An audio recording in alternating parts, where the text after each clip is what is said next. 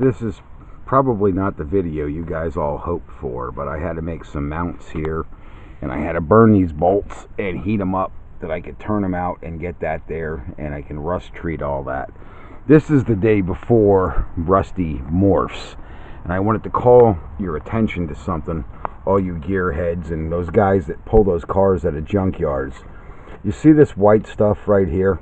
That means it was running really hot. The radiator's empty. Brian's going to have another bill with me. I don't think he's going to mind it. He said, you know, he might even take a loan out. This thing, it got out there. It's a passion project. As I said, I don't discourage people. But I'm going to open the radiator. I don't have it open, and it's all crusty and crappy in there. This thing hasn't had any juice in it for a long, long time. And then the trans cooler was never corrected, so we have to get the fittings. So this week we'll hit him for a few extra, and like I said, I'm going to ask him how far he wants to go.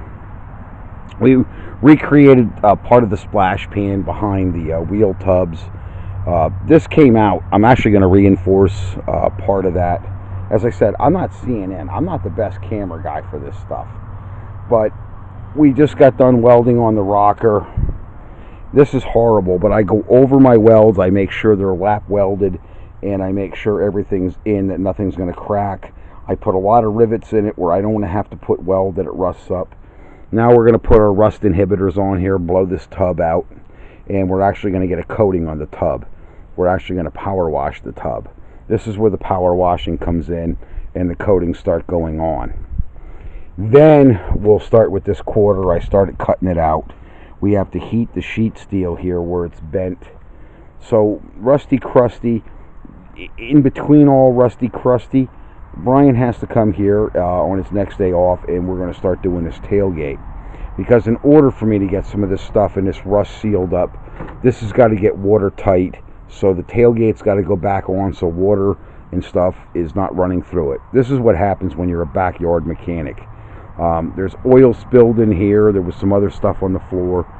We have a lot of, considerations to do when you do a restoration.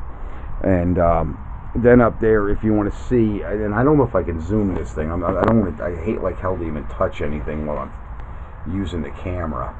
But up there, you can see even where the vents and stuff are. That's all rotted through. It's all crapo. So this vehicle, it's just one thing after another. And then the guy's got to go chase his wallet, and he's got to go align his finances. It's not that simple. When you take on something like this, it was made in 1975, and not much was done with it. And especially modifications. The motor might turn over fine, because like I said, a lot of guys, they pull them out of the junkyard, they still run. You just got to stick money in it, battery, radiator. Most of it's batteries and radiators. But unfortunately, this thing was rusted to a point where it just wasn't useful anymore. But these trucks are selling for big dollars. As I said, these trucks are going to go up in value, and this is a rare one with the roll bar, the factory roll bar. And it doesn't have the half cap, where a lot of them have the solid cab. I guess they made the insurance rule there about 77. This one is still almost like a convertible. This guy's going to have a blast with this thing when it's done. Like I said, it's a passion project.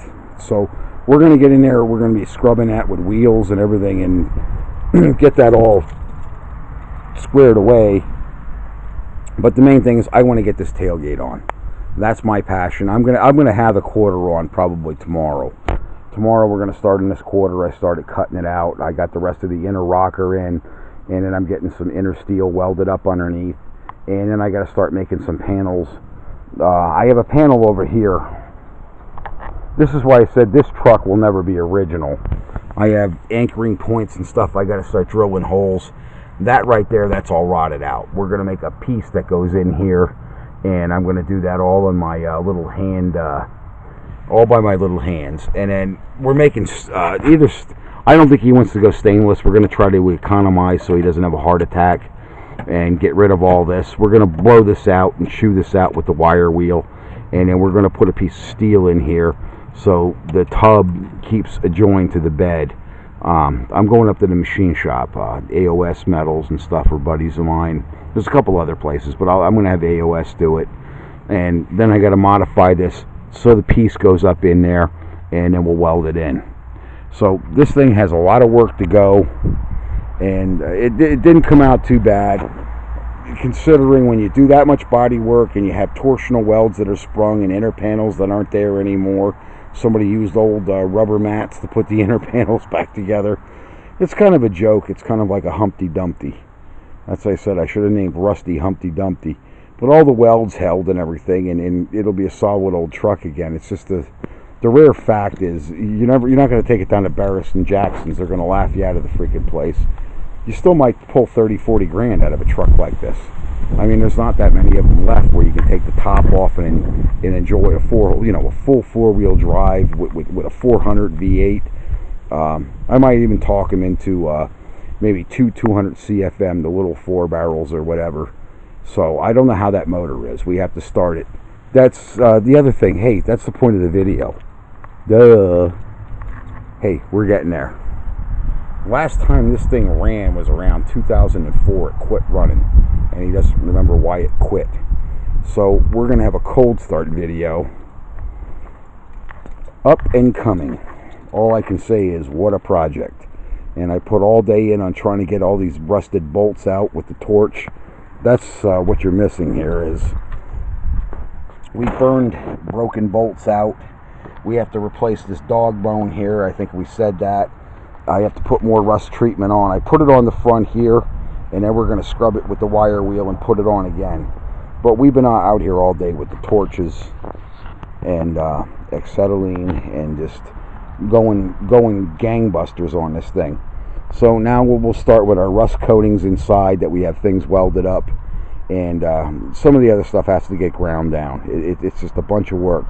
Just trying to get them bolts out was an all-day job. There was like 11 bolts I had to get out with the torches. Thank God we went and got gas, and we're probably going to have to get some more till this is all said and done. But the main thing is, it is almost there. It's almost an orgasm. That's what I call it. This is the stuff I get off on. The hell with confused women. I don't get off on them anymore. I can't identify with them. I wish I get one that can identify with identifying. We'll get into that later. Anyway, the funniest thing is the rocker went together like silk on this side. Not like the other side where it was so rotted out and everything. I had to keep doing this, that, the other thing. And then I had the metal gussets. I'm going to show you how I'm going to put the gussets in this thing. So it's beer 30. I am so tired. Like I said, I started on this thing at 6 this morning, getting all those rusted, rotten bolts out so I can bolt this thing back together. Because they're not going to pass your truck an inspection if you got 1 or 2 bolts here and they find all kinds of stuff loose. And the other party is going to be lining all the fenders up and all the new stuff. Brian is really going to have a day with me. And I got to tell him, we like to joke around and stuff. We're having a lot of fun with each other, meeting each other and doing all this stuff. But that's what I got to tell him. We got to be quiet, shut up, and we got to apply ourselves, because that's a whole day project when you go to align a body and doors and everything on a truck like this that's been chewed this bad. I don't know how it's going to come out, and I told him that, and he was hoping, I says, well, it was hit over there. I told you all the torsional welds on this side. Down here it was hit. It was hit in the driver's side here. I don't know how hard, but we lost a ½ inch somewhere in the body. So I had to make the ½ inch back up in the quarter, and that's probably why this got broke, was the door never closed properly. So where we're going to go from there, I don't know. But he's talking about a tune player and stuff already. I says, dude, we got a lot of other stuff to worry about before we get a tune player. We got to get that tune-up stuff out underneath the hood and all that, and then we'll get it squared away. But you guys watched my videos, and you had a lot of questions. I'm going to start answering some of those bodywork questions, and that goes out to Rodriguez. I think it's Hervé, and it's not Hervé, it's Hervé, I believe it is, and then Javier or whatever. Some of the bodywork stuff on this, yeah, it is tricky, and I'll go over some of that the best I can and send a little bit better for them than what you did. I know you questioned about when you put the rocker or a panel on like that. I'm going to show you how I do it. A lot of times I leave metal there to weld on. I don't cut the whole thing out. I'll just cut out what's necessary to be cut, and then I'll lay the panel on good metal.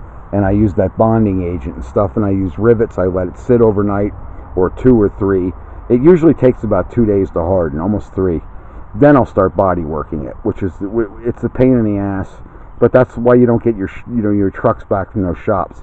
That takes a good 48 to 72 hours for that epoxy, the panel laminates like Silverado and that other stuff. It does take almost 3 days for it to dry. So you don't start hammering on it or whatever. I'm going to set the panel, and then it'll set in plastic like the other side did. And then I had 2 flaws come through on the other side, so I got to address those. I got plenty of work to do. I'm never going to run out of work on this thing. Plus, I got to pull that radiator out of there, find out if it was the radiator. That's the other thing. The radiator's dry. I could try to put some acetate and let it soak inside that radiator, which would probably do it good, and it would probably come out. But was it the radiator that went bad, or was it the water pump, or is it a head gasket? That side over there is telling me he might have a head gasket issue. I'm going to look at the water pump. I'm going to look for signs of leakage on the water pump. This is everything before you put it back together, for Christ's sake, and you start boogering up new paint, and you keep opening the hood and closing it. We're going to try to solve it all, and I'll try to talk him into common sense. And especially since the cooler and stuff was never connected. So you guys watch my videos. Watch this thing when it gets swept out and worked out right. You got another couple days before this thing will start morphing. And thanks for watching my videos, and I'll start answering those bodywork questions. Especially you, Hervé and Javier. You guys have valid questions, and I'll answer them.